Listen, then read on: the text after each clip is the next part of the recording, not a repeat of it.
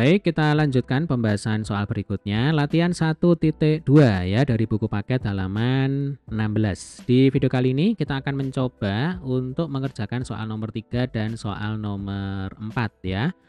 Untuk pembahasan soal yang lain yang lebih lengkap ya, silakan dicermati di playlist. Link playlist ada di bawah sana di deskripsi dari video kita kali ini. Saya sudah cantumkan linknya ya.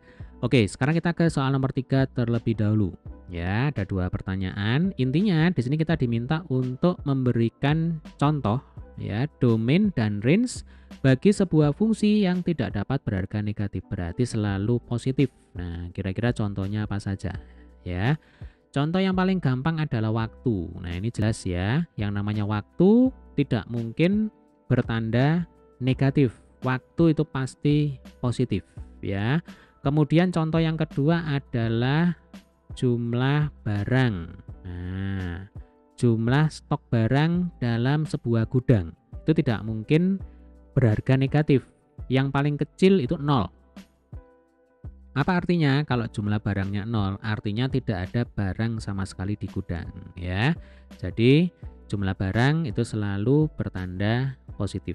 Sampai sini bisa dipahami ya, Dek ya. Kemudian contoh yang ketiga adalah massa. Nah, ini yang sering disalahartikan ya.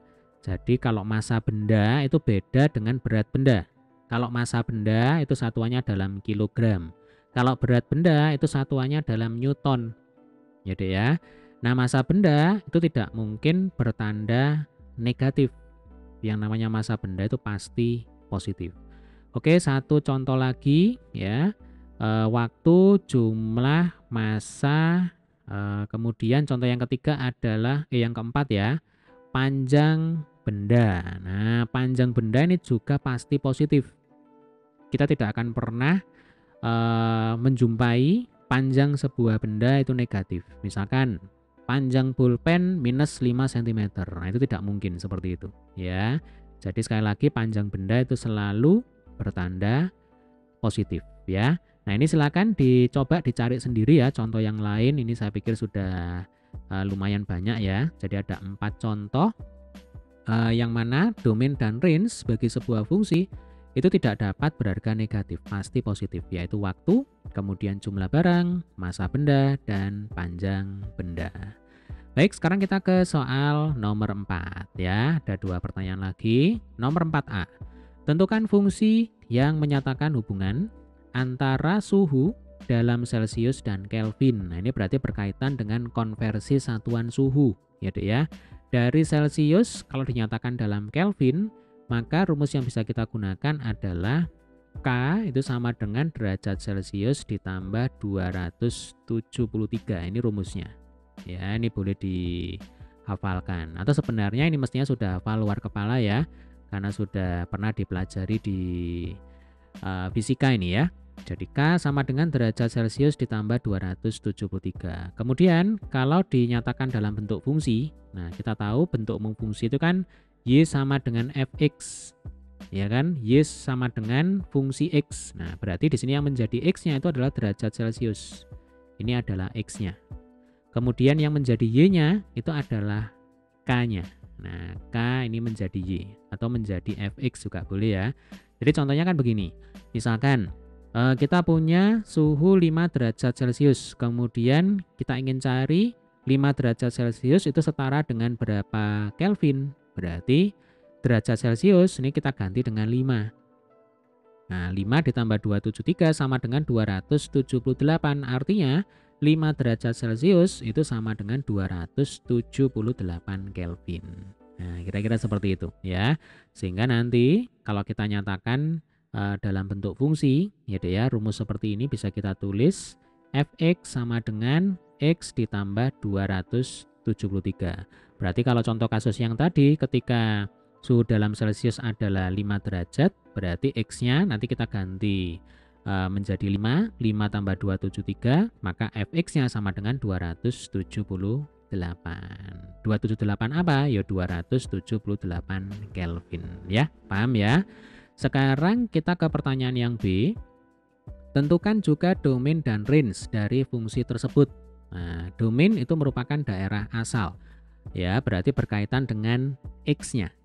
Kemudian kalau range itu adalah daerah hasil, ya kan, berkaitan dengan fx-nya, berkaitan dengan y-nya. Jadi kalau domain berkaitan dengan x, kalau range ini berkaitan dengan y. Kemudian di sini ada clue, ya, ada petunjuk. Apakah ada suhu terendah dan tertinggi di alam semesta? Nah, apa gunanya adanya petunjuk di sini? Ini sebenarnya mau mengingatkan kita, ya Dek ya, untuk menentukan domain dan range bagi sebuah fungsi, kita harus paham konteksnya. Jadi di sini kan konteksnya adalah konversi satuan dari Celcius ke dalam Kelvin, ya kan? Nah, kita tahu kalau suhu terendah di alam semesta itu adalah 0 Kelvin, ya. 0 Kelvin ini setara dengan minus 273 derajat Celcius. Nah, jadi kalau misalkan K-nya kita ganti 0 ya. Jadi 0 sama dengan gunakan rumus ini ya. Atau pakai fungsi juga boleh ya, berarti fx-nya 0. Nah, sama dengan x, kemudian ini plus 273, berarti x sama dengan minus 273 derajat Celcius. Nah, ini 0 Kelvin setara dengan minus 273 derajat Celcius. Ini adalah suhu terendah. Untuk suhu tertinggi jelas tak terhingga, ya kan? Nah, ini berkaitan dengan penentuan domain dan range, ya. Sehingga untuk domain berarti kan x-nya, ya kan? Bisa ditulis begini, domain bagi fungsi ini adalah yang terendah itu minus 273, ya, setara dengan 0 Kelvin. Yang paling tinggi ya berarti tak terhingga. Lalu untuk range-nya berarti ini berkaitan dengan y-nya, ya. Maka range-nya itu adalah dari 0 sampai tak terhingga. 0 Kelvin ini adalah suhu terendah dalam satuan Kelvin, ya, sampai tak terhingga. Nah, ini adalah domain dan range bagi fungsi fx sama dengan x plus 273. Nah, sehingga kalau misalkan adik-adik tidak menggunakan clue, ya, tidak menggunakan petunjuk yang ada di sini, kita bisa menjawab untuk domain nanti jadinya begini, ya kan? X, di mana x merupakan elemen bilangan real, atau kalau kita nyatakan dalam bentuk seperti ini ya, kurung siku ya, berarti df itu sama dengan minus tak terhingga, koma tak terhingga.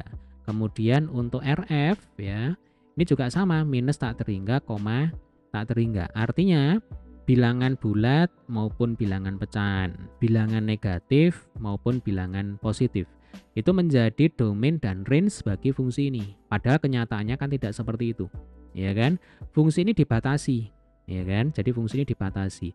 X itu dibatasi dari minus 273 sampai tak terhingga. Kenapa kok dibatasi? Ini berkaitan dengan konteks permasalahan yang sedang dihadapi, yaitu satuan suhu dalam Celcius, ya kan? Satuan suhu dalam Celcius yang paling rendah itu adalah minus 273 derajat Celcius. Itu yang paling rendah. Maka domain yang benar adalah minus 273 sampai tak terhingga. Nah, berarti ini salah. Ya, ini berarti salah. Saya pakai warna merah aja. Ini salah. Jadi ya. Kemudian untuk range-nya juga sama. Ya kan? Kalau range ini berkaitan dengan sumbu Y. Nah, berkaitan dengan Y-nya, berkaitan dengan fx-nya. Atau berkaitan dengan suhu dalam satuan Kelvin. Ya, kita tahu kalau suhu terendah dalam satuan Kelvin itu 0 Kelvin, tidak ada minus sekian Kelvin. Jadi tidak ada minus 1 Kelvin, minus 2 Kelvin, itu tidak ada, ya. Makanya disebut sebagai suhu mutlak. Nah, kalau di fisika satuan suhu dalam Kelvin itu disebut sebagai suhu mutlak. Kenapa? Karena tidak ada satuan suhu dalam Kelvin yang bertanda negatif, yang paling kecil itu 0. Nah, sehingga nanti range-nya itu dari 0 sampai tak terhingga. Ya, jadi bukan minus tak terhingga sampai tak hingga, melainkan dari 0 sampai tak terhingga. Berarti ini salah. Nah, kira-kira seperti itu pemahamannya. Oke, demikian tadi adalah pembahasan untuk soal nomor 3 dan nomor 4, ya. Silakan jika ada pertanyaan tulis di kolom komentar. Kemudian di video berikutnya kita akan lanjutkan dengan pembahasan soal nomor 5.